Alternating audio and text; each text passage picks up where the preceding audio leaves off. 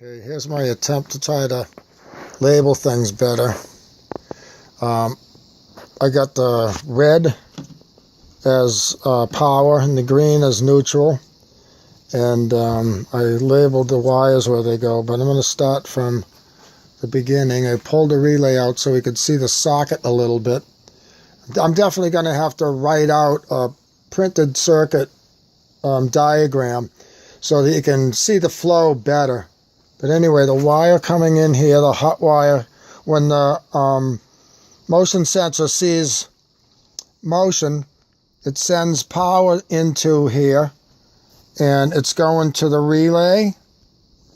It's going to number 1 of the relay, which is power to the contacts, and then it also is jumped, that number 1. There's a wire going over to the common on the switch. And because it's normally closed, this comes over and goes to the terminal that the motor's hooked up to. So before it goes to the motor, it has to go to this 110 volt converter. There's the in to it. Shut this down. The in, the line, and the neutral.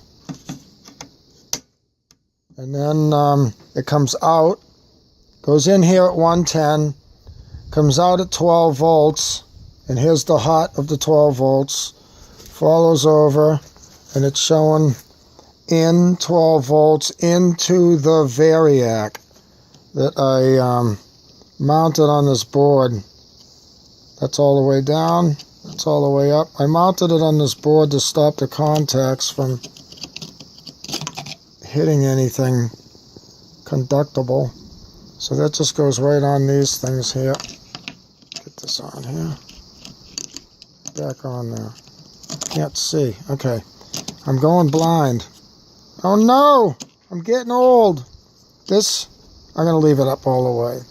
And then it comes out, goes into here. I forgot to show you something. So then it comes, take this off again.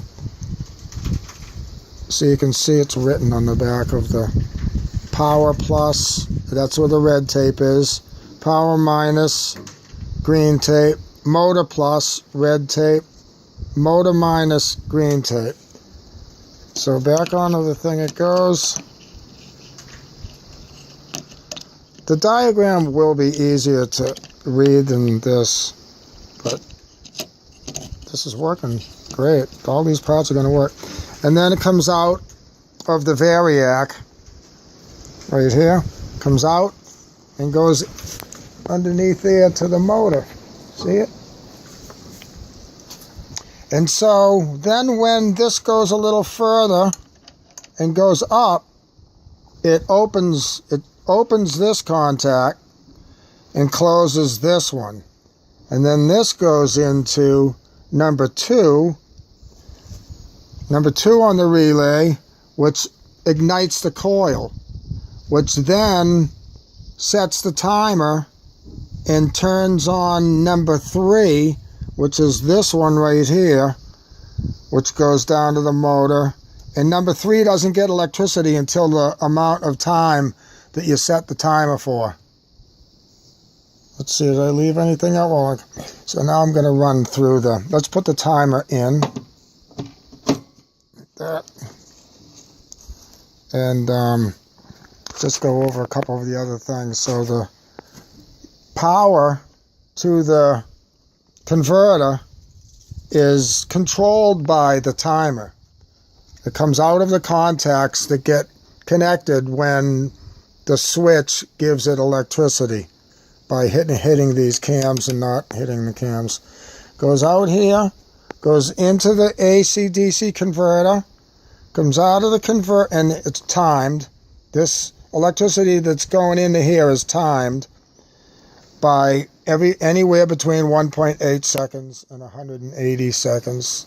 It's great. I love these knob things. It reminds me of playing with guitar amps.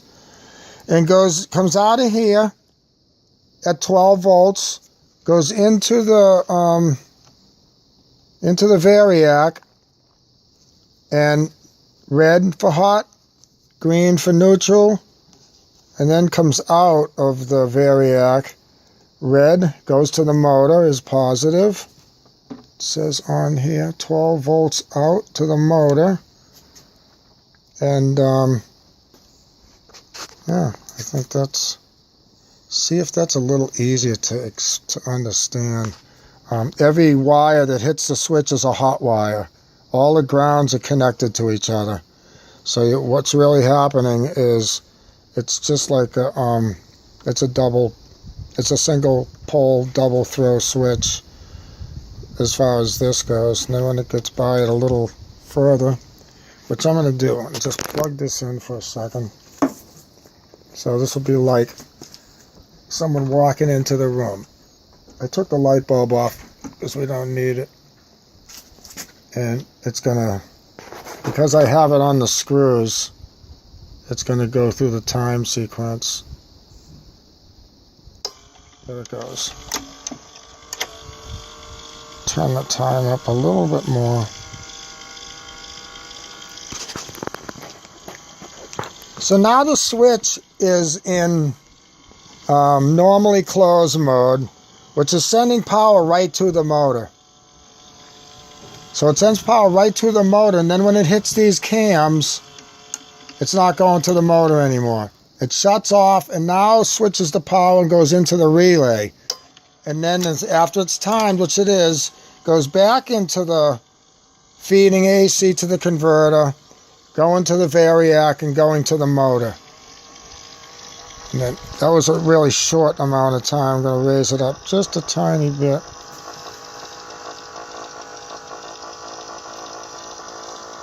Here it comes to the cam again. Shuts it off. I'm going to try to time this. If I put the cams a little more in front, it will stop right on the line. So that's just one of the things why it would be good to have an adjustable cam. And another reason why it's good to just try this stuff out now. Because I can make a cam that looks like that with something else, and I can make it so that it's adjustable. I can move it, because it should stop right on the pencil mark. So I needed to start up sooner. I needed to pull a switch sooner. And I can just do that. I'm going to probably do that while I'm making the diagram. On one of these, it stops exactly on the line.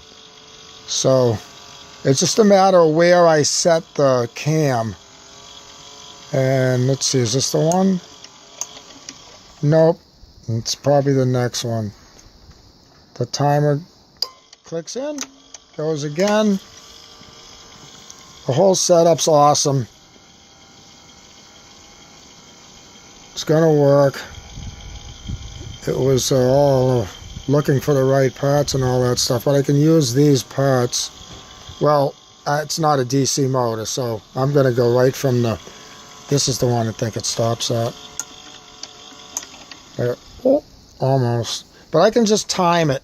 I can put the cam ahead more until it, I'll just wait one more, see if this is the one. I know one of them did it. We won't need the AC to DC converter because it's an AC motor up there. Let's see, is this the one? We can use it for something. Huh? No, it's not going to do it. All right. Anyway, I know how to do it. I just need to move those screws forward to make that happen. And I'm going to write up a diagram, and that'll be, along with this, easier to explain.